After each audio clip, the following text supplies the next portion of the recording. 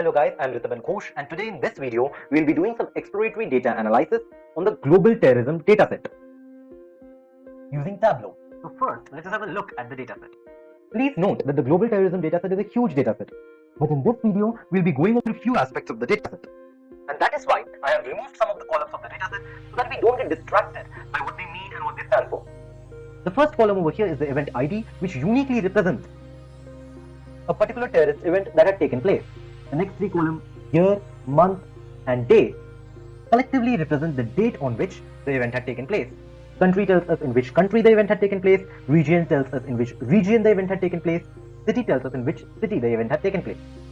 Latitude and longitude pinpoint the exact location at which the event had taken place. Success over here is a binary value. It can take values only 0 and 1. 0 means that the event was unsuccessful and prevented from happening. 1 means that the event was successful. The next three columns we have are attack types. For example, in this event, the only attack type was assassination. But in some other event, for example in this one, there were two kinds of attacks: facility and infrastructure attack or armed assault. So as the number of attack types in a particular event increases, these columns will increase. Then we have target type and target subtype, and target type 2 and target subtype 2, and so on. This means if there were multiple types of target and multiple types of subtypes in them, then these columns would have been filled. But if there was only one target type, then only the first two columns, that is target type and target subtype, would be filled. In a similar fashion, we have weapon type, weapon subtype 1, 2, 3, and 4. That is the types of weapons which were used. The last column over here is a calculated field, which is the incident date. It has been calculated using these three columns, I year, I month, and I date, to create a date field, which represents the date on which the event had taken place. So now, let us move on to the storyboard which I have created, which will help us analyze this data set.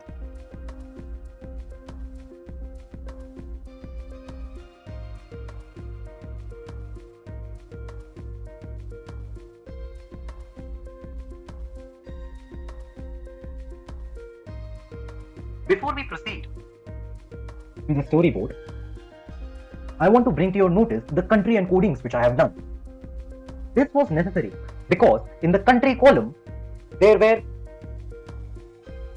rows in which names like Soviet Union, South Yemen, South Vietnam was filled. These are outdated names for those countries and are no longer used in our current maps, and that is why we have to re-encode them. For example, there is no more a South Vietnam and North Vietnam. There is only one Vietnam, and that is why we have to re-encode South Vietnam as Vietnam. In a similar way, we no longer call Russia the Soviet Union, we call it Russia, and that's why we have to re-encode it in the country column. Now, let us move on to our storyboard.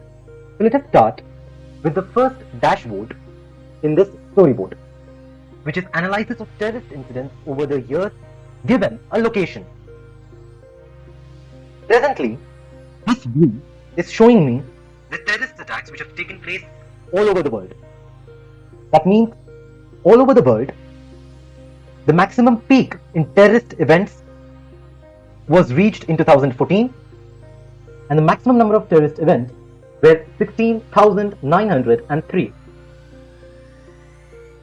Now, if I want to look at a particular country and not look at the global scale, then I can just click over any country I want in this month. But before we do that, let us have a look at this map. What is this map telling us? In this map, if the country has a darker red color, it means that more number of terrorist events have taken place in that country. So according to that, we have Iraq to have the maximum number of terrorist incidents to have taken place. That is 24,636 terrorist incidents.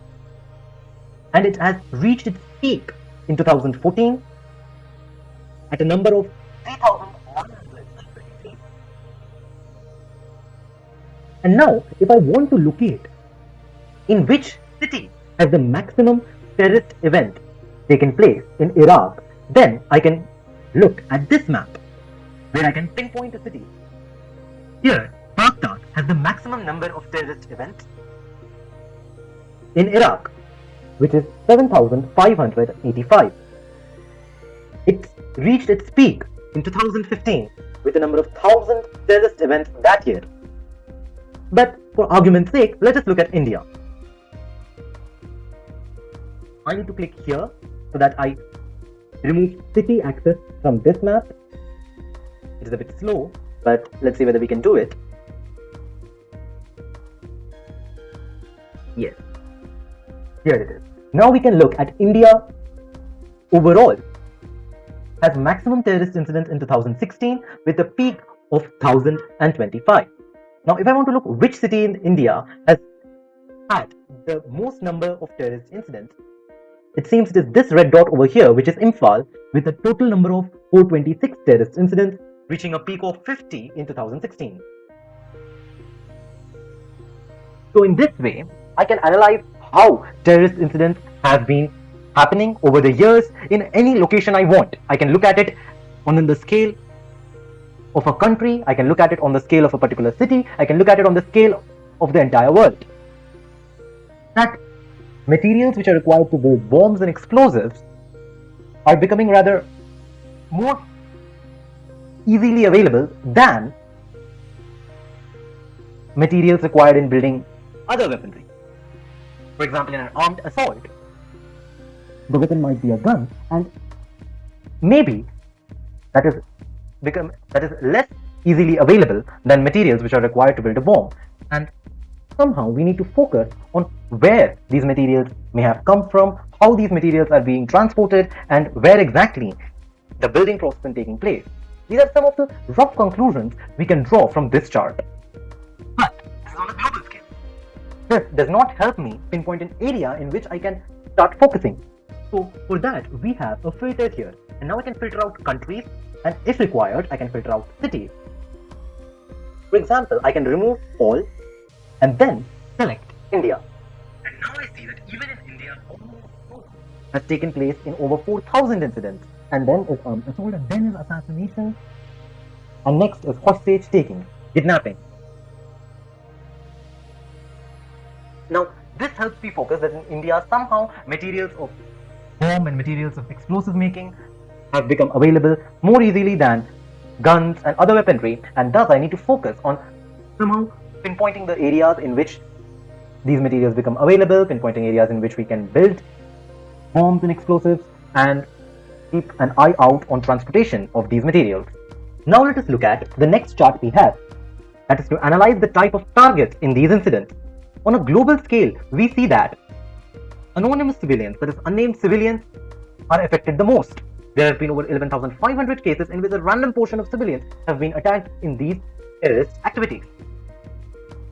The next highest number of terrorist events have taken place against the police security forces. As we can see, this is on the global scale, and these incidents can be from anywhere in the world. Now, if we want to focus on a particular country or a particular city, we can use the filter here. For example, I can deselect all and then select, for example, India, and reduce the filter in this count variable, and now I can see the incidents which have taken place in India, and the maximum number of attacks have been done on the police security forces with over 1,000 terrorist incidents, and the next highest is on politicians or political parties.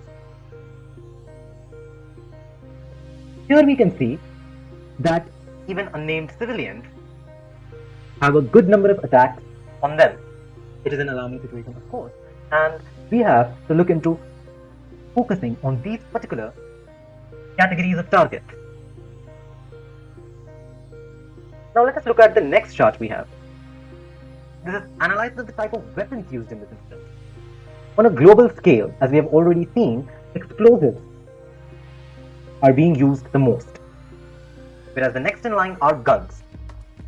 So if I want to look at a particular country, then I can deselect all here, and then let's see again India, and we'll use this, and now I can see that guns are the most used in India, whereas explosives are just the next in line. So with this, we can conclude that focus should be on finding out the sources of the materials used in explosive making, sources of the materials used in gun making, how are these materials being transported, where is the building process taking place, etc. We also need to find out why a particular city is affected the most and tighten security in those cities. For example, Imphal in India